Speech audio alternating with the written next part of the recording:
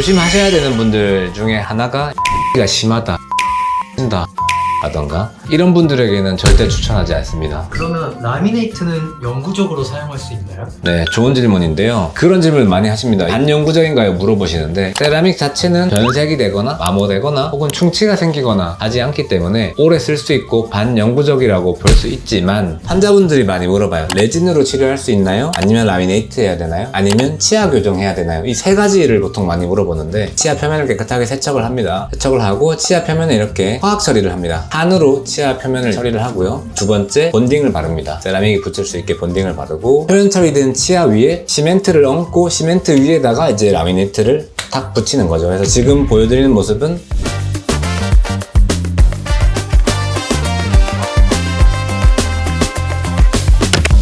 자, 오늘은 서울 리멤버치과 리얼레이트 임상 케이스를 몇 가지 살펴보면서 라미네이트의 실제 치료 과정, 그 다음에 어떤 케이스에 하면은 효과적인지, 그리고 치아 교정에 비하면 어떠한 장단점이 있는지 몇 가지 자주 하시는 질문들 정리 한번 해보도록 하겠습니다. 이 라미네이트라는 게 어떤 건지 잘 모르시는 분들한테 간단하게 설명드리면 세라믹을 치아 표면에다가 붙이는 겁니다. 비유하자면 여자분들 네일아트 할 때 손톱에 붙이는 것처럼 치아의 표면에 세라믹을 붙이는 걸 우리가 라미네이트라고 하고요. 치아의 색상, 모양, 배열 등을 개선하기 위해서 이제 하는 시술이라고 생각하시면 되겠습니다. 리얼레이트 이제 실제 치료 과정은 일단 환자분 치아를 먼저 스캔을 하고 그걸 기공소에 가져가서 이제 라미네이트 제작을 해서 오고요. 모양을 맞춰보고 이제 환자분이 거울을 보겠죠. 그래서 색상이나 모양이나 치아 배열 마음에 드는지 한번 보고 나서 괜찮다라고 하시면 얹어놨던 걸 제거하고 치아 표면을 깨끗하게 세척을 합니다. 세척을 하고 치아 표면에 이렇게 화학 처리를 합니다. 한으로 치아 표면을 처리를 하고요. 두 번째, 본딩을 바릅니다. 세라믹이 붙일 수 있게 본딩을 바르고 표면 처리된 치아 위에 시멘트를 얹고 시멘트 위에다가 이제 라미네이트를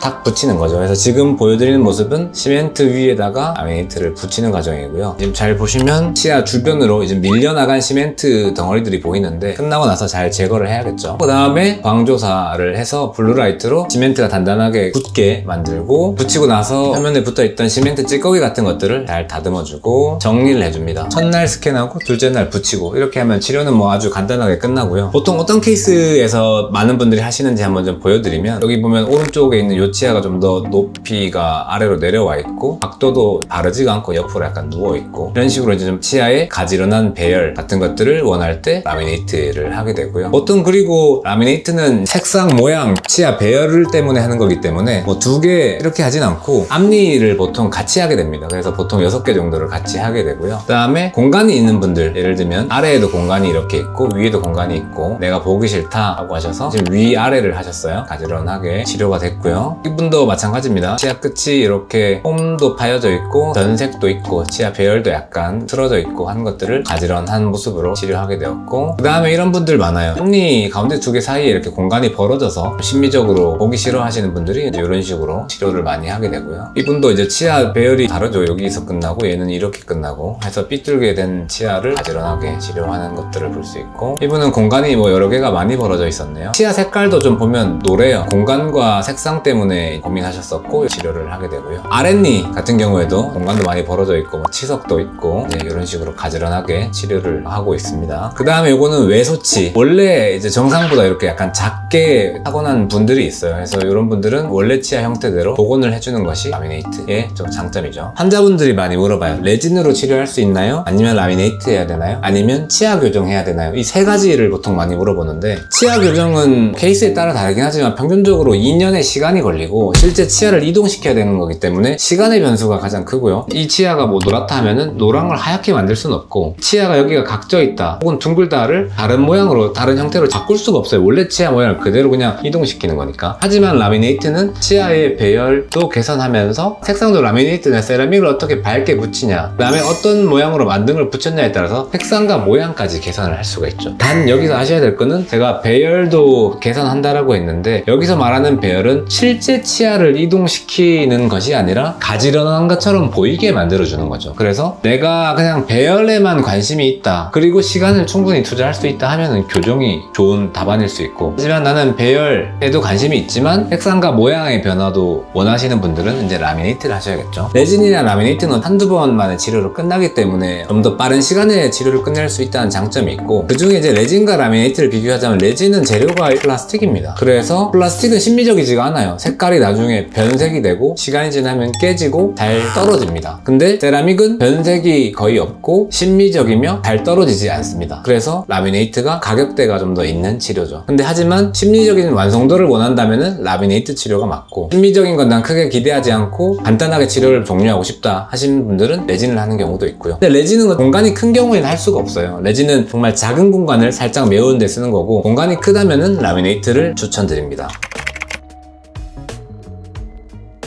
여러분들이 잘 모르실 것 같아서 먼저 크라운과 라미네이트의 차이점에 대해서 설명을 좀 드리면, 크라운은 치아의 외벽이 치아 우식이나 하절 등으로 많이 상해서 치아를 360도 감싸는 형태의 보철물을 만들어주는 겁니다. 얘를 모자처럼 이렇게 여기다 씌우는 거죠. 재료는 요즘 제일 많이 하는 게 지르코니아 크라운, 과거에는 골드나 PFM이라 해서 크라운도 많이 했었습니다. 근데 이거는 이제 치아 삭제를 360도 하고 치료를 하는 것이고요. 라미네이트는 치아의 앞면, 보이는 면만 다듬어서 보철물을 앞에다가 그냥 붙이는 거죠. 360도 치아를 다듬는 게 아니라. 그래서 그런 차이가 있고, 여러분들이 많이 물어보시는 것들 중에 하나가 무삭제 라미네이트가 정말 가능하냐를 많이 물어보십니다. 과거에는 라미네이트도 삭제를 좀 했어요. 예시 사진 하나 보여드리면, 오른쪽은 크라운을 하기 위해서 치아를 다듬은 형태의 치아 모양이고요. 원래 치아보다 뭔가 되게 앙상하고 조그매 보이죠. 요 왼쪽은 라미네이트를 하기 위해서 이렇게 치아 경계부를 다듬은 모습입니다. 확실히 크라운보다는 라미네이트가 치아 삭제량이 적고 치아를 보존적으로 하는 치료이지만, 어쨌든 과거에도 삭제는 했어요. 삭제를 했기 때문에 어떤 상황에 따라서 조금 더 많이 더 적게 삭제를 하다 보니 부작용이 있었죠. 대표적인 게 이가 시리다. 이가 너무 시려서 찬물을 마실 수가 없다. 이런 부작용이 많이 있어서 예전에 라미네이트 시술 받은 분들은 그런 거에 대한 우려도 많았고, 실제 부작용을 겪으신 분도 많고, 인터넷에 각종 이제 라미네이트 하면은 어떤 문제점이 있다 이런 얘기들이 많았는데, 요즘은 점점 재료의 발전으로 이 세라믹도 얇게 만들 수가 있고, 시멘트나 접착 기술도 좋아져서 전혀 치아를 삭제하지 않고도 원래 치아 그 형태 그대로 위에 이렇게 얇은 도자기를 만들어서 쓸 수가 있어요. 그래서 무삭제 라미네이트 가능하다라는 거고, 환자분들이 원하시면 저희 병원도 많은 케이스를 무삭제를 하고 있고요. 하지만 일부 케이스에서는 삭제가 좀 필요할 수도 있습니다. 그런 것들을 한번 보여드릴게요. 예를 들면 이분이 가지런한 치아의 앞니를 원한다. 이제 여기 송곳니부터 여기 송곳니까지이고, 여기가 가지런해지기를 원하는데 아치를 그려보면 지금 약간 이런 형태예요. 이런 아치를 따라야 가지런해지는 근데 여기 지금 아치에서 유독 튀어나와 있는 요런 치아, 이거 위에다가 뭘 더 붙이면은 더 튀어나올 거 아니에요. 라미네이트를 아주 얇게 만들지만 두께가 약간이라도 있는 거기 때문에 들어가진 않을 거 아니에요, 붙이면. 그렇죠? 근데 튀어나온 애들 나머지 치아에 맞춰서 좀 가지런하게 하고 싶다 하면은 이제 일부 치아들은 채소 삭제를 하고 라미네이트를 하게 되고, 근데 이렇게 튀어나온 부분만 다듬는 정도는 과거에 라미네이트 할 때보다도 더 적은 삭제입니다. 이거는 이제 전통적인 방식의 라미네이트 삭제이고, 요즘 하고 있는 채소 삭제라고 하는 것은 전통적인 삭제 방식보다도 더 적게 정말 이렇게 튀어나온 부분만 살짝 다듬는 정도를 하기 때문에 환자분들이 거의 싫어하지 않으시죠. 그리고 이마저도 치아에 1도 손대고 싶지 않다, 무조건 무삭제를 하게 해주세요 하면 할 수 있어요. 근데 어쨌든 그렇게 했을 때에 나오는 결과물에 대해서 서로 환자분과 의사와의 소통만 잘 되면 무삭제로도 할 수 있습니다. 병원 선택할 때 라미네이트들이 너무 많은데 혹시 좋은 병원을 고르는 기준이 있을까요? 이 병원이 심미치료를 많이 하는 병원인지, 라미네이트나 이런 것들을 꾸준하게 하는 병원인지를 보셔야 될 것 같고요. 잘 안 하던 병원에서 갑자기 하려다 보면은 뭔가 좀 부족한 게 있겠죠. 두 번째는 장비도 좀 필요합니다. 이제 장비라는 게 과거 방식처럼 고무로 인상 채득하고 할 수도 있지만, 정밀하게 인상 채득을 할 수 있는 스캐너나 이런 것들을 갖추고 있는지, 그 다음에 그러한 기술을 갖고 있는 기공소와 협업을 하는지, 혹은 내부 기공실이 있어서 어떤 기공사와 좀 더 원활하게 환자의 데이터를 소통할 수 있는지, 이런 것들도 좀 중요할 것 같고요. 세 번째는 사후 관리를 잘 해줄 수 있는지죠. 대표 원장님이 한 군데에서 오래 하실 분인지, 오래 하셨는지 챙겨봐야 될 부분이라고 생각합니다. 그러면 원내 기공소가 있고 없고의 차이가 많이 클까요?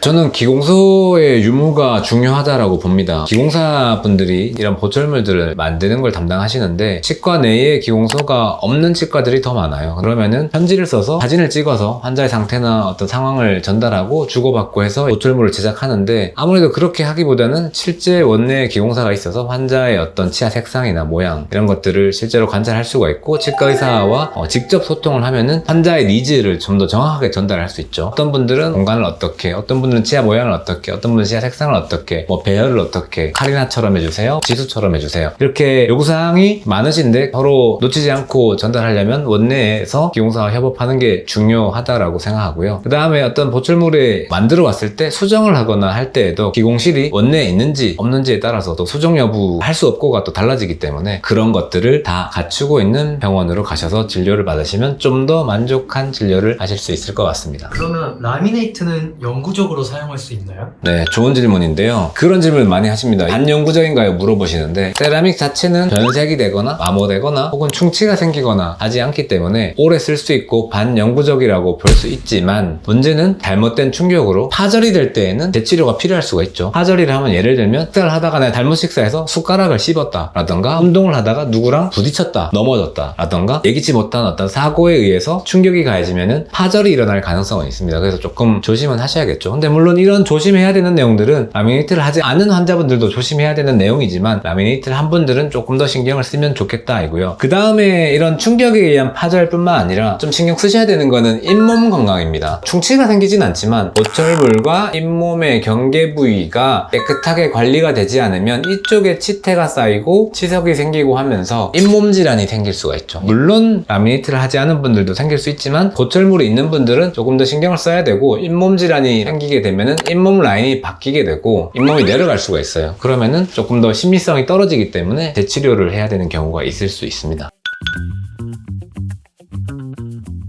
어떤 분들에게 리얼레이트를 추천하는지, 그 다음에 이런 분들은 추천하지 않는지도 정리 한번 하겠습니다. 아까 전에 보시다시피 치아 배열이 고르지 못하신 분들이 1차적으로 하시면 좋은 분들이고요. 치아 사이에 이렇게 공간이 벌어진 분들, 그 다음에 이분처럼 좀 치아 색상이 너무 노랗다 하신 분들, 그 다음에 이분처럼 외소치거나 해서 치아 모양이 잘 예쁘지가 않고 하신 분들은 리얼레이트를 하시는 게 좋고요. 조심하셔야 되는 분들 중에 하나가 잘 때 이갈이가 심하신 분들, 이런 분들은 보철물을 했음에도 불구하고 밤새 이를 부드득 하시는 분들은 라미네이트의 수명이 길지 않을 수 있기 때문에 이갈이가 심하다 이런 분들은 추천하지 않고 잘 부딪힌다, 권투를 해서 얼굴을 계속 맞는다 이런 분들에게는 절대 추천하지 않습니다. 오늘 라미네이트 영상을 마무리하면요, 라미네이트 시술의 기술이 과거보다 많이 좋아졌습니다. 치아 삭제를 안 해도 세라믹을 아주 얇게 가공을 이제 할 수 있고, 옛날엔 얇게 만들면 깨졌는데 깨지지 않으면서도 좀 더 심미적인 세라믹을 만들 수 있고, 그 다음에 이걸 접착하는 기술이 좋아졌기 때문에 요즘은 무삭제 라미네이트가 정말로 가능합니다. 물론 아까 말씀드렸듯이 일부 케이스에서는 약간씩 다듬는 게 있을 수도 있지만 많은 환자들이 무삭제로 라미네이트가 가능하기 때문에 제가 아까 말씀드렸던 치아의 배열이나 공간, 색깔, 모양 때문에 고민이신 분들, 웃을 때 자신감을 찾고 싶으신 분들 망설이지 말고 한번 치과에서 상담 받아보시면 좋을 것 같습니다. 유익한 정보가 되셨다면 구독과 좋아요 부탁드립니다.